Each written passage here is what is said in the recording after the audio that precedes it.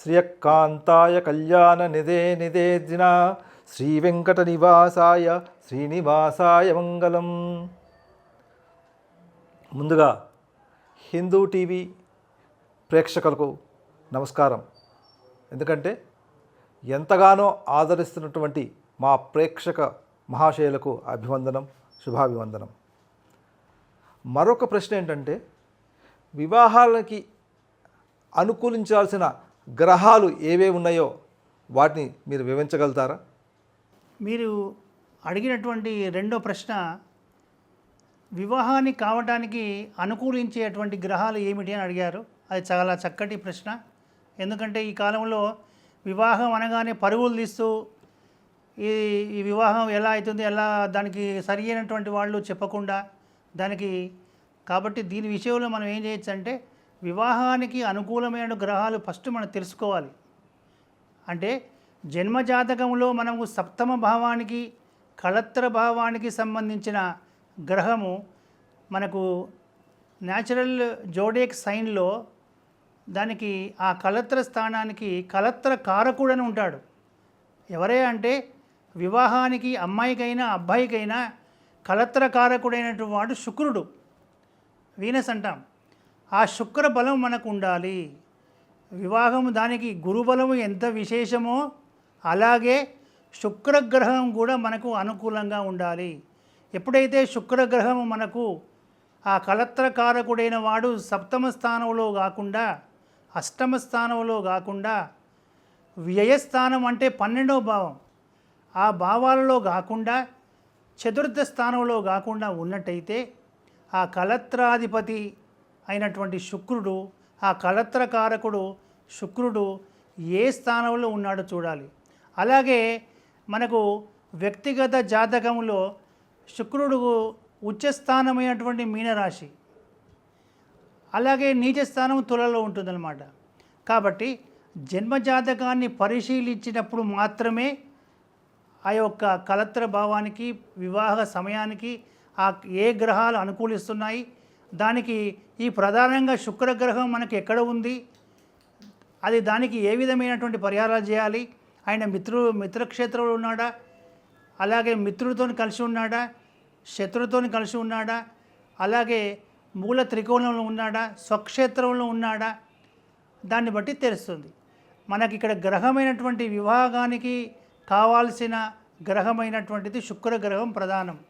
ఆ శుక్రుడు మనకు అనుకూలంగా ఉన్నప్పుడు మాత్రమే చక్కటి భార్య వస్తుంది.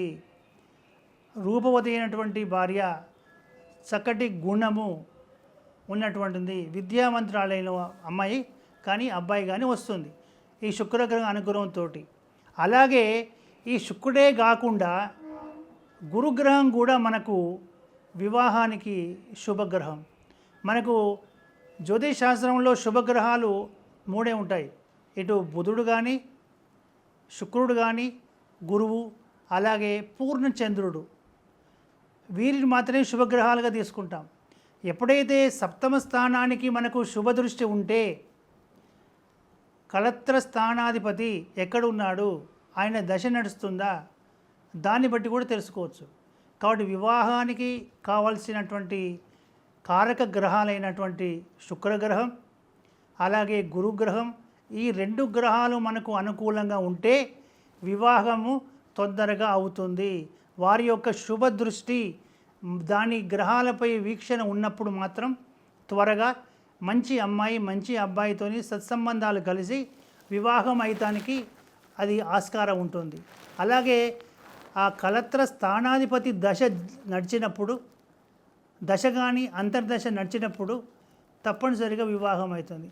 ఒకవేళ కళత్రకారకుడు మనకు నీచ స్థితిలో కానీ శత్రుక్షేత్రంలో ఉన్నప్పుడు దానికి సంబంధించినటువంటి పరిహారాలు, ఆ శుక్రగ్రహానికి తగినటువంటి జపము కానీ, దానికి సంబంధించినటువంటి హవనం కానీ, దానికి సంబంధించినటువంటి వేదోక్త మంత్రం కానీ, అలాగే దానికి సంబంధించినటువంటి బీజాక్షరం కానీ, దానికి సంబంధించినటువంటి నవగ్రహ స్తోత్రాలలో, శ్లోకాలలో వ్యాసుడు మనకిచ్చినటువంటి ఆ నవగ్రహ స్తోత్రాలలో శుక్రుడికి సంబంధించినటువంటి ఆ గ్రహానికి ఒక 41 రోజులు అలా పెట్టుకొని ఆ యొక్క శ్లోకాన్ని మనం పారాయణం చేసినట్టయితే తప్పనిసరిగా ఆ 2 గ్రహాల వల్ల వివాహము త్వరగా అవుతుంది. అది కేవలము గోచారరీత్యే కాకుండా గ్రహచారము అంటే వ్యక్తిగత జాతకము అనుసరించి మాత్రమే తెలుస్తుంది. ఆ జాతక పరిశీలన చేసినప్పుడు మాత్రమే తెలిసి ఆయన కుటుంబ స్థానంలో ఉన్నాడా, అలాగే అష్టమ స్థానంలో ఉన్నాడా, వ్యయస్థానంలో ఉన్నాడా అని తెలుసుకొని, అలాగే వివాహానికి సప్తమ స్థానము ఎంత ముఖ్యమో అలాగే ఈ యొక్క వివాహానికి అష్టమ స్థానం కూడా చాలా ముఖ్యం. ఎందుకంటే అష్టమ స్థానం మాంగళ్య స్థానం, దాన్ని బట్టి కూడా తెలుస్తుంది. ఈ శుభగ్రహాలు ఈ 2 ఈ సప్తమంలో కానీ అష్టమంలో ఉన్నప్పుడు అప్పుడు కారకో భావనాశాయ కాకుండా దీని ప్రకారము వివాహానికి అవటానికి ఆస్కారం ఎక్కువ ఉంటుంది ఈ శుభగ్రహాల వల్ల. ఒకవేళ సప్తమ స్థానంలో 1 కానీ 2 కానీ 3 కానీ శుభగ్రహాలు కాకుండా పాపగ్రహాలు ఉన్నట్టయితే అప్పుడు వివాహ స్థానం చెడిపోతుంది. తద్వారా ఎన్ని గ్రహాలు ఉంటాయో అన్ని వివాహాలు జరగవచ్చు. దానికి ఆ గ్రహాలతోని కనెక్టివిటీ ఉన్నట్టయితే సప్తమ స్థానంలో తర్వాత వివాహాలు ఎన్ని అంటే 1 కానీ 2 కానీ 3 కానీ